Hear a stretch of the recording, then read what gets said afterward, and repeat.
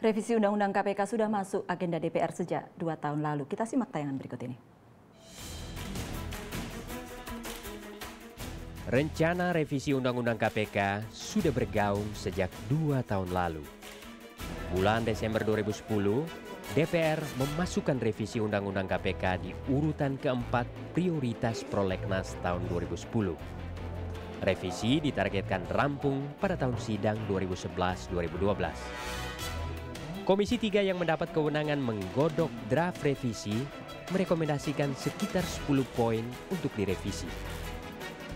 Namun setelah muncul reaksi publik atas rencana revisi, tak satu fraksi pun yang mengaku telah mengusulkan amputasi beberapa kewenangan vital KPK di bidang penuntutan dan penyadapan.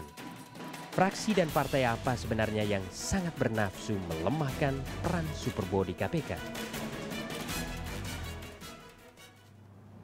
Ya, dibahas di Komisi 3, kemudian tiba-tiba muncul poin-poin yang menjadi perdebatan dan dianggap melemahkan KPK. Luar biasa dan tidak ada satupun partai yang mengatakan itu adalah rencana draft yang saya buat. Usulan yang kemudian saya buat luar biasa. Ya, sebenarnya bisa ditelusuri untuk melihat konsistensi masing-masing fraksi itu dari teks tertulisnya. Jadi biasanya di setiap alat kelengkapan komisi dalam hal ini itu masing-masing fraksi menyampaikan pemandangan umumnya, pendapat fraksi secara tertulis, dan itu ada dokumennya. Nah, itu bisa dilihat, misalnya P3 menyatakan bahwa kita mendukung revisi karena semangatnya adalah penguatan tadi itu. Ya. Tapi kemudian ketika draft itu muncul, yang kita nggak tahu bagaimana lahirnya draft ini bagian tersendiri, yang isinya ternyata macam-macam tadi itu, penyadapan akan dihilangkan, penuntutan akan dihilangkan, dan seterusnya itu yang buat kami akhirnya kami memilih lebih baik ini dihentikan dulu kalau revisinya arahnya seperti ini. Begitu. Pada tahun 2010 kan Mas Priyo yang tanda tangan karena wakil ketua. Saya ceritakan. Membidangi masalah itu maksud saya hanya mau tahu aja. Salah dan saya luruskan. Oke. 2010 Paripurna DPR memutuskan pada tanggal 14 Desember KPK menjadi salah satu dari 70 itu dan diteken oleh Ketua DPR langsung Pak Marzuki Ali dan diumumkan di buklet yang disebarkan luas ribuan.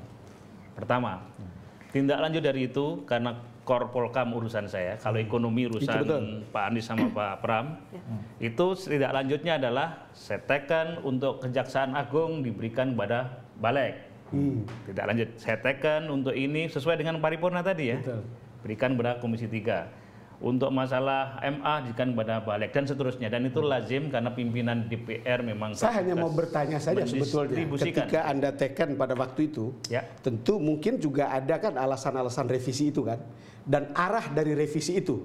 Alasan revisi jelas berdasarkan keputusan pemerintah dan DPR, undang-undang tersebut menjadi bagian tak terpisahkan yang harus direvisi. Dan saya perlu jelaskan, sejauh saya tengok dan monitor perdebatan antara Menteri Hukum dan HAM mengatasnamakan Presiden dan Balek yang mengatasnamakan DPR, itu yang kita tugaskan ialah semua rancangan undang-undang politik direvisi, semua, jadi pemilu, MD3, Pilpres, seterusnya, semua undang-undang yang berkaitan dengan ekonomi direvisi, semua undang-undang yang bersifat kesra, pendidikan direvisi, semua yang hukum juga gitu, tidak ada satupun yang tidak. Nah, saya hanya butuh detail, Mas. Masalah Mahkamah Agung, Kepolisian Negara, Kejaksaan Agung, KPK masuk. Nah, sekarang kita ingin yang lebih spesifik tentang KPK-nya, karena kita mau telusuri seperti apa, kemudian tiba-tiba semua orang tidak tahu kok seperti ini. Untuk orang seperti saya sebagai orang media, kalau semua orang tidak tahu kenapa seperti ini, siapa DPR yang ada di sana itu? Untuk saya ya, untuk saya. Pembaca tadi. Kira-kira begitu jadi. Itu maksud saya. Ingin luruskan ini bukan semata DPR, ini kesepakatan berdua dengan pemerintah. Dan saya harus luruskan, awalnya bahkan rancangan untuk KPK ini adalah diberikan hak inisiatif kepada pemerintah. di tahun 2009-nya. Kenapa tahun 2010-nya masuk ke DPR saya tidak tahu, tapi itulah ini pembagian inisiatif. Intinya ini revisi awal itu berdua. Semuanya sepakat, semua partai sepakat untuk revisi. Tetapi kemudian begitu masuk ke isi itu jadi masalah. Dan revisi adalah sesuatu yang sebenarnya jangan alergi kalau itu tujuannya untuk menguatkan. Nah, sebagai wartawan misalnya Anda lihat sampai ujung-ujungnya cerita begini, mestinya kita tahu. Iya. Enggak, kalau memang niatnya menguatkan kok sama sekali nggak ada di dalam yang keluar yang keluar di dalam. Ini yang jadi soal adalah sebentar Mas.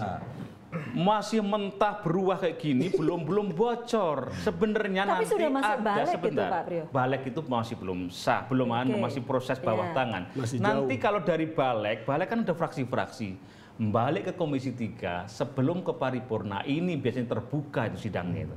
Masing-masing nanti di podium tuh mengatakan fraksi partai golongan karya berpendapat kami mendukung ini atau menolak ini dan seterusnya. Itu belum dilampaui, sudah bocor dan sudah terjadi semacam ini. Oleh karenanya itu saya anjurkan lebih baik dihentikan karena terjadi kesalahpahaman yang sudah kesana kemari. Saya ingin begini, publik memang tidak terlalu paham betul sebenarnya proses pembahasan RUU itu seperti apa. Jadi RUU ada yang datang dari DPR, gitu ada yang datang dari DPR, ada yang datang dari pemerintah. Kalau datang dari pemerintah, maka RUU itu akan ditanggapi oleh seluruh fraksi, gitu. Kalau langsung terjadi DPR, pembahasan. Tapi kalau datang dari DPR, ini prosesnya lebih panjang. Karena ini harus draft awalnya harus disiapkan oleh alat kelengkapan. Dalam hal ini komisi. Atau badan. Dalam hal ini badan legislasi. Nah, kalau yang disiapkan oleh alat kelengkapan komisi itu harus disinkronisasi terlebih dahulu oleh badan legislasi. Ada harmonisasi, ada dan seterusnya, sinkronisasi dan seterusnya. Nah, proses yang terjadi di Komisi 3 ternyata kan tidak seluruhnya terlibat karena ternyata beberapa anggota Komisi 3 ada yang tidak tahu menahu. Lalu tiba-tiba ini sudah masuk ke balik. Gitu. Tetapi kalau seperti Pak Lukman tadi katakan di awal, kalau mau ditelusuri sebenarnya bisa gitu ya. Siapa sebenarnya yang mengusulkan ini dan membuat pembajaknya itu siapa ya? Karena kalau tidak, saya maupun Mas Bambang ini, karena kalau tidak begitu Mas Lukman, kita yang bekerja di media ini tidak jelas kita dapat bahan ini dari mana, tidak kredibel menyampaikan itu kepada publik. Karena kita tidak tahu dari mana ujung-ujungnya. Jadi saya belum selesai tadi nanti dari balik, setelah digodok di balik itu masih panjang. Nanti dikembalikan lagi ke alat kelengkapan. Baru nanti ketika akan baru di paripurna dari nanti fraksi-fraksi pendapat di paripurna namanya. Di paripurna itu fraksi. Pun itu belum final. Nanti fraksi-fraksi berpendapat. Kami menolak, kami mendisi. Jadi masih jauh sudah. Tidak semua anggota Komisi 3 terlibat begitu kata Pak Lukman. Jadi kalau sekarang kalau ada anggota statement anggota itu belum tentu mengatasnamakan sikap fraksi. Tapi boleh kita coba lihat apa kata anggota Komisi 3 beberapa gitu ya. Aziz Samsudin mengatakan dalam rapat pleno mereka setuju revisi RUU KPK diserahkan ke Badan Legislatif. Namun begitu ke media sejumlah anggota Komisi 3 berbeda pendapat. Dan rapat pleno ini setuju ya kata Pak Aziz, menurut versi Pak Aziz, penolakan itu hanya karangan fraksinya, poksinya menyetujui, bukan tidak setuju revisi, ada dokumen di Komisi 3. Iya, ini Pak Nurdin Munir dan kita tadi sudah katakan kalau misalnya mau dilihat, kita ada pasti ada notulensinya kalau mau dilihat. Oh betul ini ya. P3 mengatakan Balik tidak punya kewenangan meloloskan atau tidak meloloskan. Memang. Balik hanya mensinkronkan. Harmonisasi dari draft yang ada, itu betul. Nggak ada yang salah. Pak Ahmad Yani mengatakan tidak pernah ikut rapat. Ya. Jadi memang ada anggota yang kemudian memang ikut, ada yang tidak. Ya bisa saja. Ya. Itu bisa saja terjadi, bisa saja kita nggak tahu apa terjadi di Komisi 3.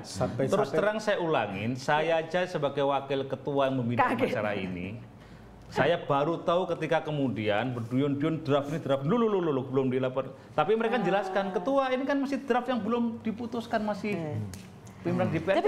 Itu ya problemnya kita kan kalau namanya masih menyusun draft yang belum ada kesepakatan, biasanya ada poin-poin yang masih kontroversial, itu biasanya ditaruh dalam kurung atau tanda, ada minder head note.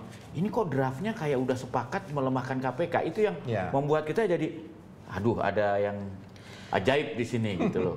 Sebab kalau kita ikutin prosedurnya Pak Lukman itu biasanya kan dalam draft itu ya namanya banyak orang pasti ada yang nggak setuju itu kalau sudah pembahasan kalau sudah pembahasan tingkat satu itu akademik macam-macam itu kan nggak ada itu akademik filosofi kenapa alasannya tebel biasanya itu.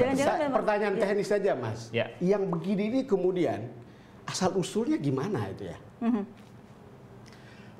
Yang ini, lalu kemudian pasti belum ada kekuatan apapun kan, gitu. Apakah itu masukan fraksi atau masukan perorangan ketika harmonisasi yang sampai di balak itu?